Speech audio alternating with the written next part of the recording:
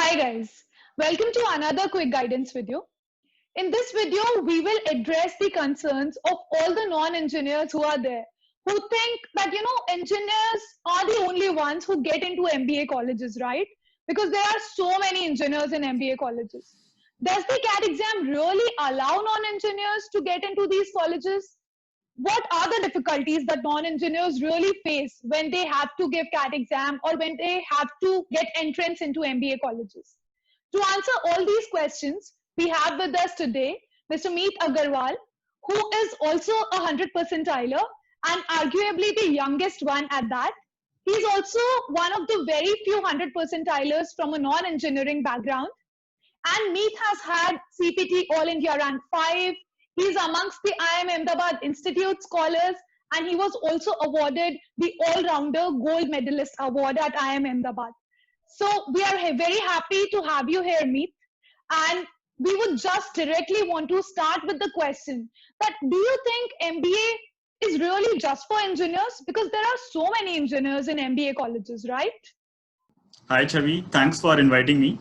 So regarding your question, I would say that it's not true that MBA is just for engineers. And if you consider our own batch, IMA batch 2020, we had more than 30% non-engineers. So yeah, I would say the trend is on your side because just in the past decade, the proportion of non-engineers in Premier B schools has improved from 5% to over 30%. And in the current situation, I would say the admission process of the top B schools are very, very concerned about increasing the diversity at their own batches. So they do it by various manners. They provide a lot of additional benefits such as lower CAT cutoffs or specific quotas for particular streams. Or if you are a stream topper, let's say in a medical school or an art school, then you get the interview calls even at a low percentile. So there are a lot of additional benefits that are being provided. So if at all it is biased towards non-engineers, I would say. And in general, if we talk about the admission process at Indian B schools, they are not really focused a lot on your overall profile, but mainly it's just the CAT and the interview. So if you are able to ace the CAT, then you are able to get that interview call very easily, and then you need to manage the interview, of course. But focusing on CAT is very, very important for non-engineers. Makes sense. So I think that getting a good CAT score is really important to get a call from any Indian B school. Even though I assume that there are, these parameters of past academics and everything, but I think that is not something that biases overall admissions towards engineers for sure. So Definitely. just regarding the CAT exam, as you said, you need to ace the CAT exam. So don't you think that, sections like quantitative ability and even in LRDI, the data interpretation section, don't you feel that these are really difficult for non-engineers?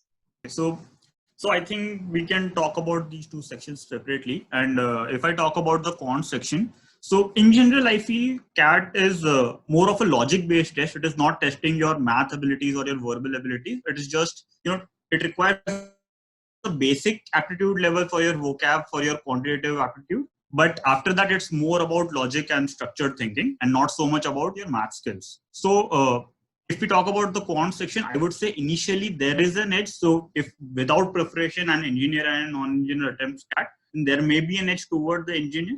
And broadly, that initial edge is for two aspects. Firstly, I think it's their comfort with numbers because most of the academic knowledge that they have gained revolves around numbers, that they have that comfort with numbers. Also, I would say the usage of formulas that CAT tests you, they have been using those formulas a lot in their past 4-5 years of academic, curriculum. So I would say these are the two aspects that where they have that initial edge. But talking about both of them, so the comfort will number will definitely come with your preparation for CAT.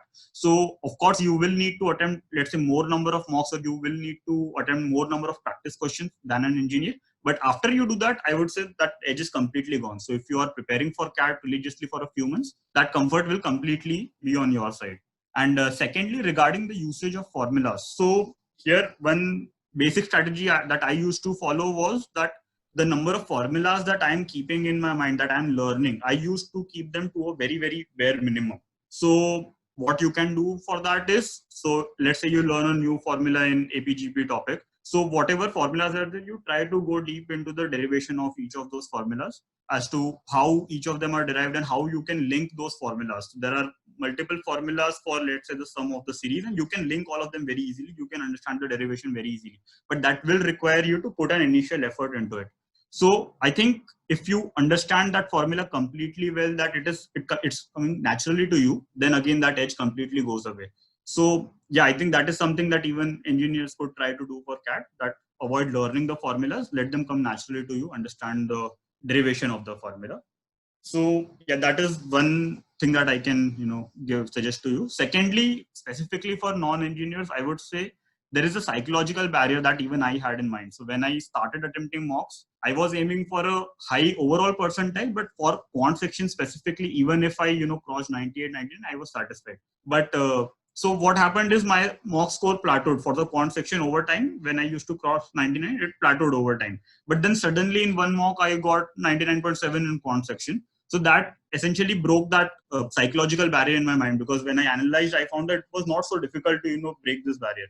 So I think it's good that you try and break that psychological barrier in your own minds. And once you see that it's not so difficult to score high in quant section, your mock score will improve in that direction. Okay, great. And I think something similar for the DI section also, because DI also involves just a lot of numbers, right? And it can be mind boggling to just see like numbers till, just 6 digits altogether when you have not really been working a lot with numbers.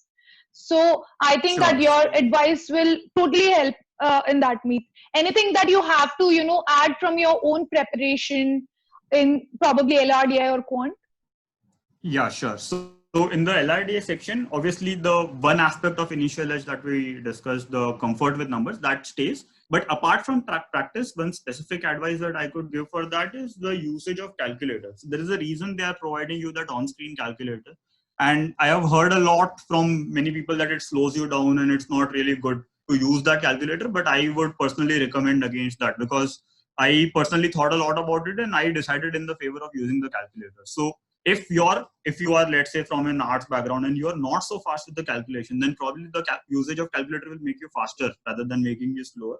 Also, I feel accuracy improves a lot. So when I used to solve manually, I used to regress a lot. I used to double check my calculations. All those things go away with the calculator. So yeah, I think for the DI section, it's very helpful to use that calculator. Obviously, you need to practice with that on-screen calculator. Don't use the calculator in your hand, because then you might not be able to do it fast on the on-screen calculator. But with that usage, I feel again that edge goes away with the calculation speed. Or in general, if I talk about the general strategy that I followed for DILR section, that was particularly helpful for me, was that it's best to proceed in an organized or a structured manner. So try and make deductions, try and note them down, try and, if I applied the deduction to that arrangement, something like that, you take that deduction. So if you move in that organized manner, I feel that is to arrive at the solution in a very comfortable manner. So previously I used to do a lot of things in my head that, okay, this is an easy set, I'll just solve it. And then it leads to some errors, or you are just unable to crack that set for whatever reasons. But later, then if it is an arrangement sum, I'll draw that circle, I'll draw that axis. It just takes a few seconds, but then you proceed in a very organized manner. Your accuracy improves a lot. So that is something that I personally tried and tested and found pretty helpful. And I would like to recommend it to you. True. I think that LRDI section kind of becomes the make or break section a lot of times, because Sure. it is kind of the most difficult section. And I believe that your strategy is totally something that will help people. Even I used to, just make that particular table right there, the way it should be structured, because more everything is on screen. So more you want to, just remember, because you cannot really mark on the screen. So everything you will have to in Sure. some way jot it down. And I think that is Very why important. practicing just with like the offline paper, it's not as helpful as practicing, on a screen, because that is how it is going to come out. Sure. Yeah, makes a lot of sense, Meet. I think that one last thing I would want to just ask, because you are saying that, engineers nevertheless have at least some edge in quant and LRDI, even if it is kind of achievable by non-engineers, they still have one edge.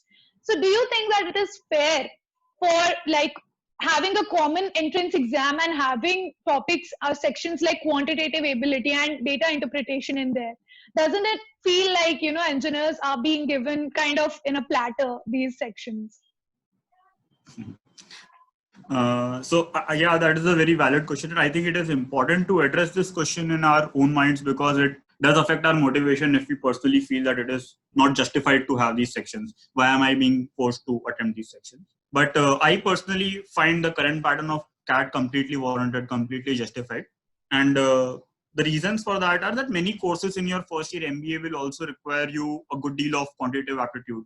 So let's say economics or operations, these do require a basic decent level of quantitative aptitude. And apart from that, I think management in general currently does require some data analysis, some numerical analysis for better understanding of the problem or for providing more detailed solutions.